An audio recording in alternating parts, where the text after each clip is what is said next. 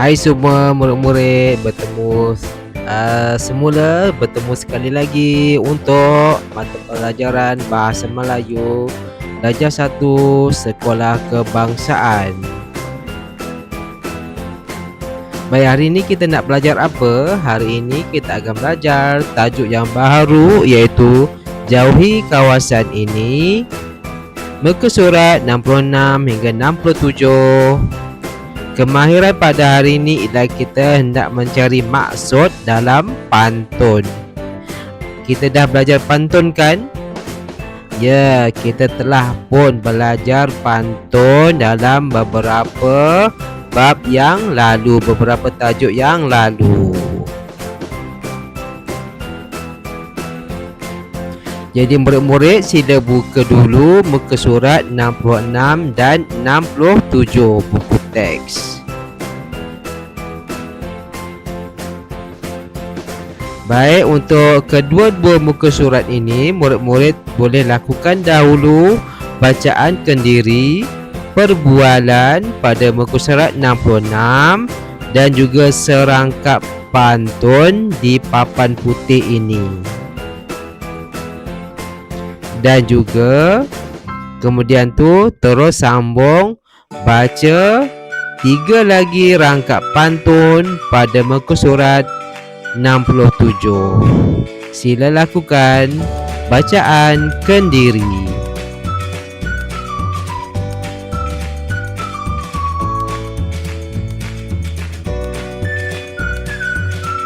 Baik, murid-murid telah pun membaca bacaan kendiri. Kemudian murid-murid cuba lafazkan pantun dengan gaya dan intonasi yang betul. Kita dah belajar kan sebelum ni cara-cara untuk melafazkan pantun. Melafazkan pantun ni ada gaya dia sendiri. Dia bukan membaca pantun. Ni kita melafazkan pantun. Kalau murid-murid lupa, murid-murid boleh buka YouTube yang lain sebagai rujukan. Tapi saya rasa semua murid telah pun tahu cara melafazkan pantun.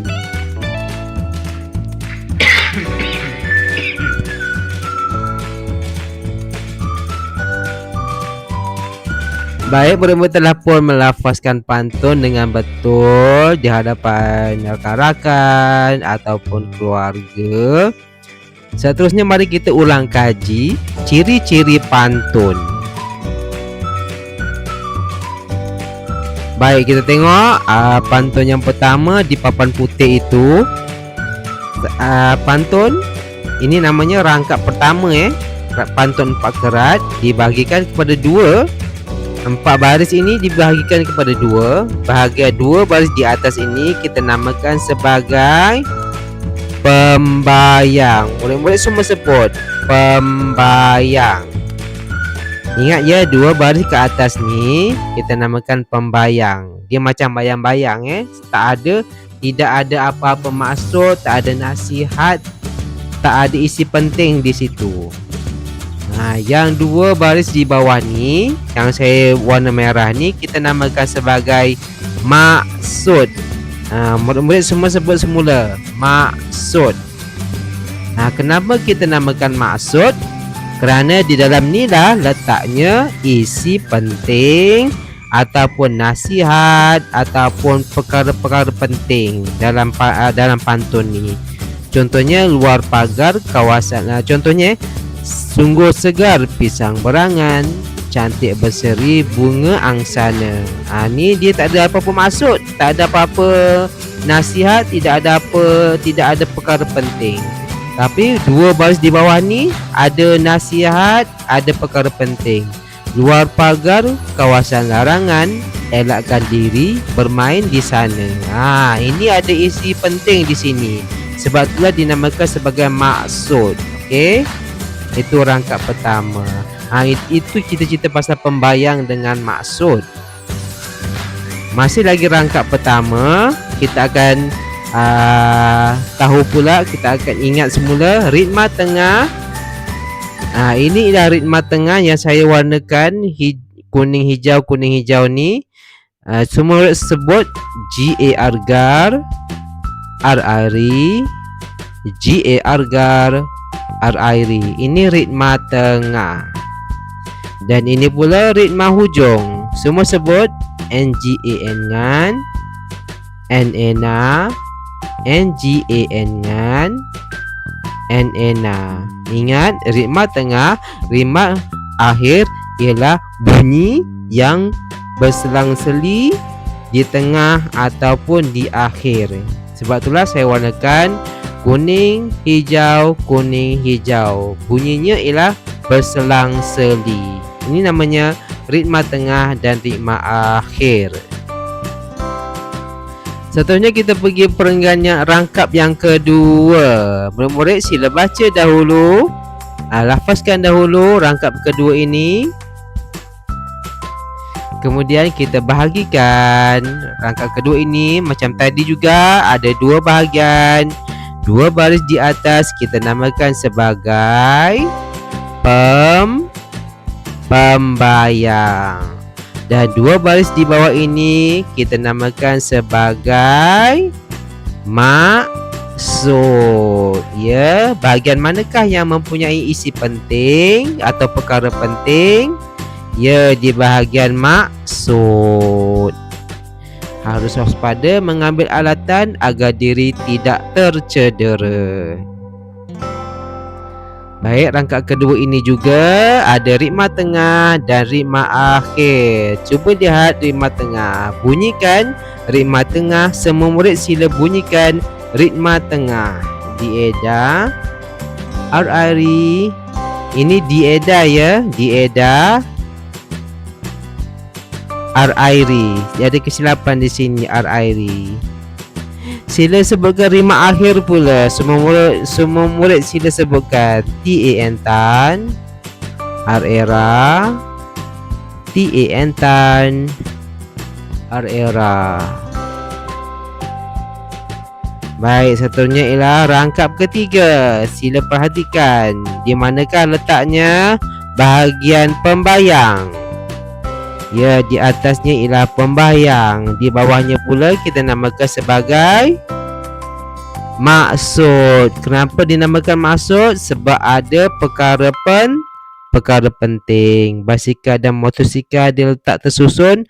Bermain di sini mengundang padah.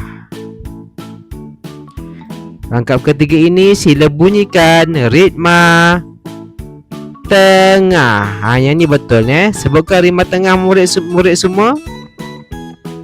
Ya, ritma tengah mesti berselang-seli. Sebutkan pula ritma akhir. Ya, betul. Ritma akhir juga mesti berselang-seli. Baik, untuk rangkap seterusnya, murid-murid sila lakukan latihan kendiri kenal pasti di manakah bahagian maksud, di manakah bahagian pembayang, apakah ritma tengah dan apakah ritma akhir. Cuba lakukan latihan kendiri ya.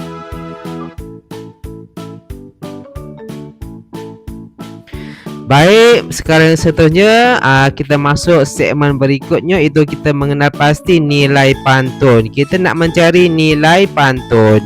Seperti yang saya ajar tadi, pantun ada dua bahagian, iaitu bahagian pembayang dan bahagian maksud.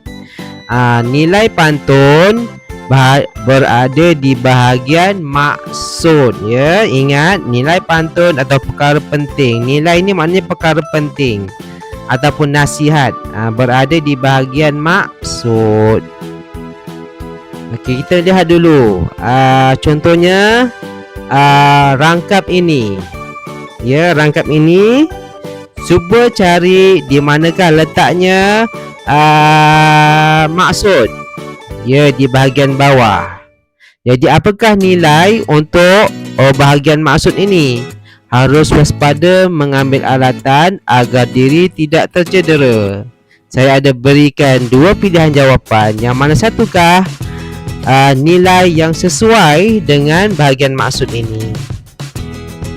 Hati-hati ambil alatan ataupun bukti kita sayang akan keluarga. Yang mana yang sesuai dengan bahagian maksud ini? Ya, jawapannya ialah hati-hati ambil alatan. Nampak tak di sini dia kata waspada mengambil alatan. Jadi tak ada bahagian masuk ni dia tak sebut pasal keluarga. Jadi ini tidak berkaitan. Jawapannya ialah yang atas. Seterusnya, rangkap yang ini. Kita lihat bahagian maksudnya sahaja. Basikal dan motosikal diletak tersusun bermain di sini mengundang padah. Apakah nilai yang sesuai? Jangan bermain di tempat motosikal ataupun kekalkan, ini kana bukan kana kekalkan makan buah-buahan. Mana yang sesuai? Ya, jawapannya ialah ya, jangan bermain di tempat motosikal.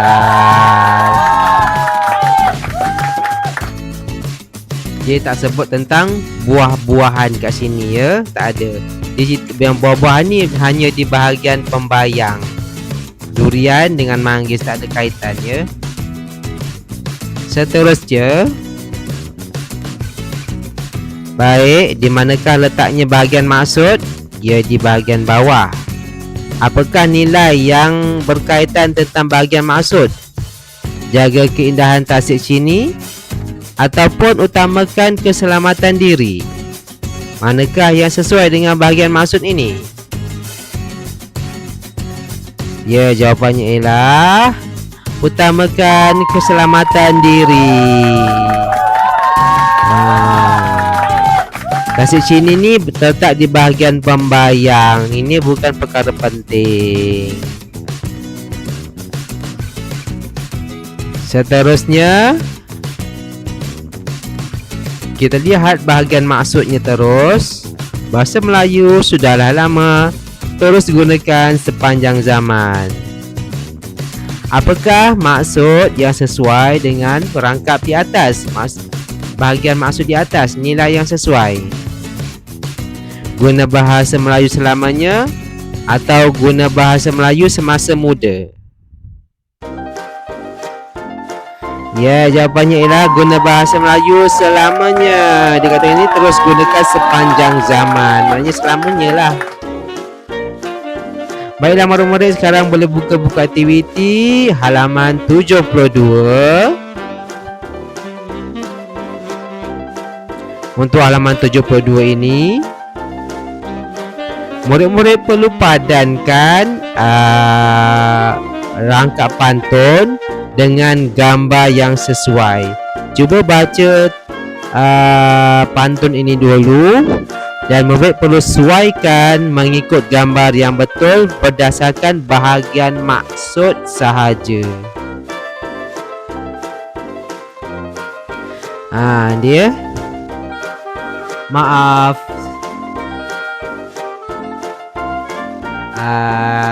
murid-murid sila lakukan dahulu, sesuaikan dahulu gambar berdasarkan gambar. Nanti kita akan semak jawapan.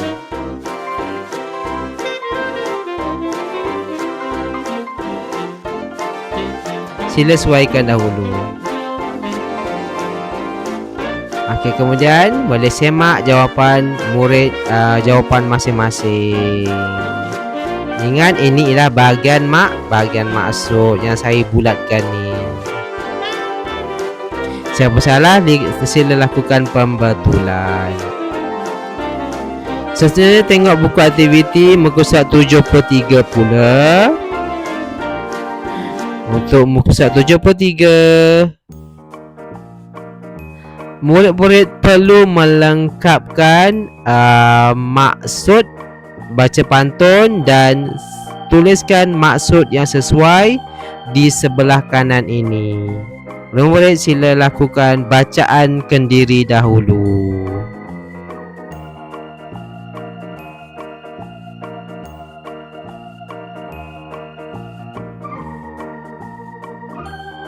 Baik, untuk memudahkan lagi tugas murid-murid, untuk aktiviti yang ini, murid-murid hanya perlu salin sahaja Ini ialah bahagian maksud ini ialah bahagian maksud.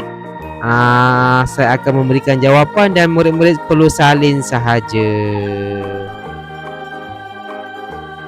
Sila salin jawapan yang telah pun saya sediakan di hadapan ini.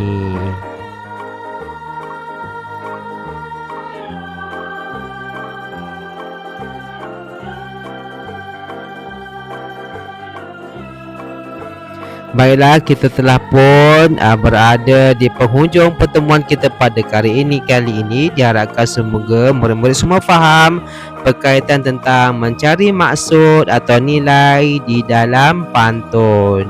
Di bahagian manakah letaknya perkara utama, perkara penting atau nilai? Di bahagian pembayang ke di bahagian maksud? Ya, di bahagian maksud. Okey murid-murid, kita berjumpa lagi pada pertemuan akan datang. Hati-hati selalu.